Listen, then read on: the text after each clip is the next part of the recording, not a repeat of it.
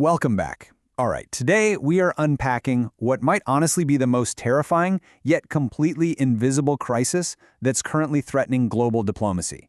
It's called the verification crisis. We're pulling this directly from some really groundbreaking recent analysis by the Center for Cyber Diplomacy and International Security. And look, we aren't just talking about your everyday internet rumors or celebrity deepfakes here. We are talking about the absolute unraveling of the core assumption of international communication. The basic idea that when a world leader speaks, we actually know it's them speaking. Okay, let's dive into this. Just look at these staggering numbers. Back in 2023, there were an estimated 500,000 deepfakes circulating out there on digital platforms. Now fast forward just 2 years to 2025, and that number has exploded to 8 million. 8 million. That is a 1,500% increase in literally a blink of an eye. And what's absolutely crucial to understand here is that this massive spike wasn't driven by highly funded, state-sponsored intelligence agencies. Nope. It was driven by democratized, everyday generative AI tools that anyone can access. The barrier to entry hasn't just lowered, it has completely vanished. So, to really grasp the magnitude of this threat, here's our roadmap for this explainer. We'll start with the collapse of authentication, then move into the verification time gap, and explore synthetic diplomacy and markets. After that, we'll look at the crisis management risk, understand why detection is not enough, and finally discuss rebuilding global trust. All right, Section 1, the collapse of authentication.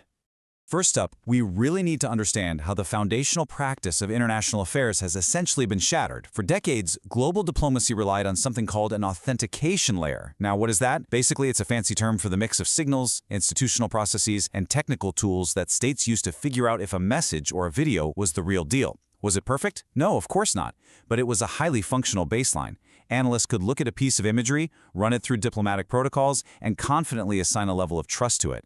But what AI has done is completely dissolve this entire layer. The total infrastructure that world governments use to verify reality is literally crumbling. By early 2026, the World Economic Forum assessed a pretty grim reality. They found that synthetic content has completely eliminated those old telltale technical artifacts. You know how a few years ago we used to look for, say, weird lighting, unnatural blinking, or kind of glitchy robotic audio to spot a fake? Well, independent researchers in active conflict zones have confirmed that simply doesn't work anymore. The tech has crossed a massive qualitative threshold. Relying on human sensory assessment, just trusting our eyes and ears, can no longer serve as a reliable detection mechanism. The basic foundation connecting a video to actual reality is just gone. Moving to Section 2, the verification time gap. And this brilliantly illustrates the core of the problem, the deadly mismatch in speed between making a lie and proving the truth. Thanks to modern AI, fabrication is executed in minutes, distributed globally in seconds, and cost effectively $0. On the flip side, verification requires hours or even days, demands incredibly high resource costs, and relies on very slow analytical protocols. Historically, it costs a ton of money to make a convincing fake, which naturally limited the supply. But today, we're facing an unlimited, endless supply of free, instant deepfakes going up against our sluggish, highly constrained verification systems. It's an incredibly uneven playing field. Now, for Section 3, synthetic diplomacy and markets. You see, this speed gap isn't just about bad PR for politicians. It is wreaking actual havoc on our automated financial systems. Enter a fascinating, albeit terrifying, new domain of risk, synthetic diplomacy. This happens when a fabricated communication triggers an automated global response before any human verification can even get started. The regulatory architectures governing our global markets were built for a totally different era, an era where making a fake took time and left a paper trail. They are completely 100% unprepared for the zero-cost production economics of modern AI. So let's walk through exactly how a misperception event plays out in the real world. Step 1. A completely fake photorealistic video of a finance minister is distributed online. That takes seconds.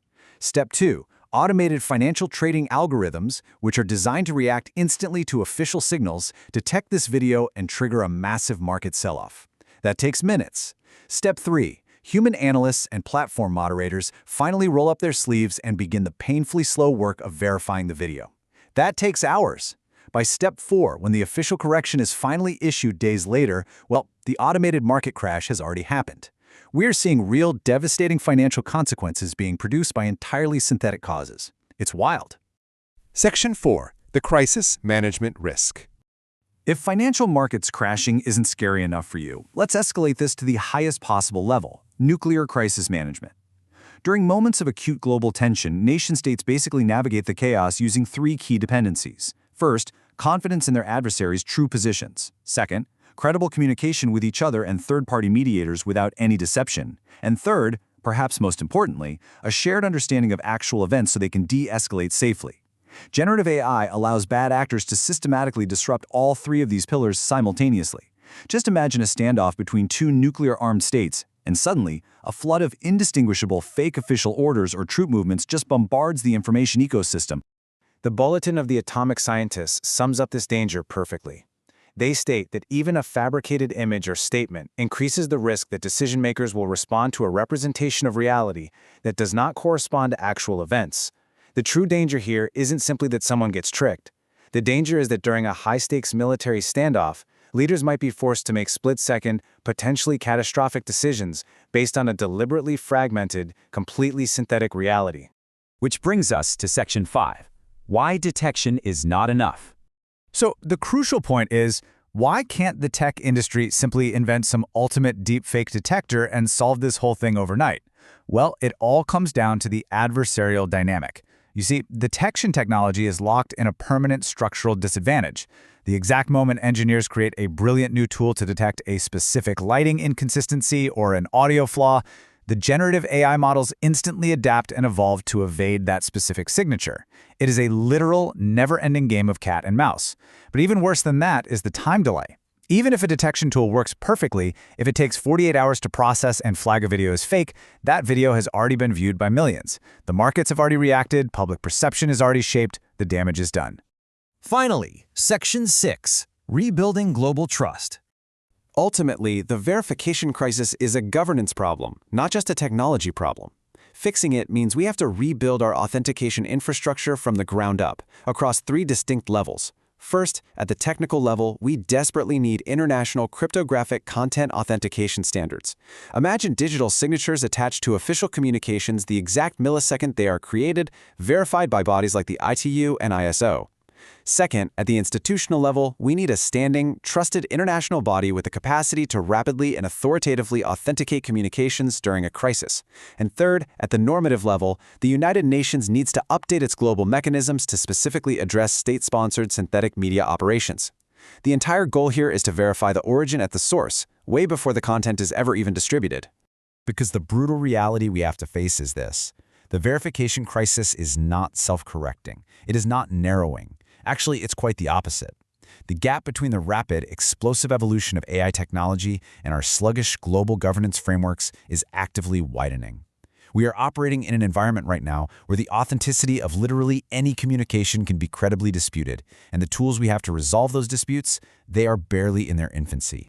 Which leaves us with a massive, high-stakes question to ponder. Will we build the necessary global authentication infrastructure before the next geopolitical crisis forces our hand? We've already seen the 1,500% explosion in synthetic media. We understand the automated financial risks and the terrifying nuclear implications. The blueprint for governance exists, but the political will is lagging way behind. Think about that the next time a shocking video of a world leader breaks the internet. That wraps up today's Explainer. Keep learning, stay focused, and we'll see you next time.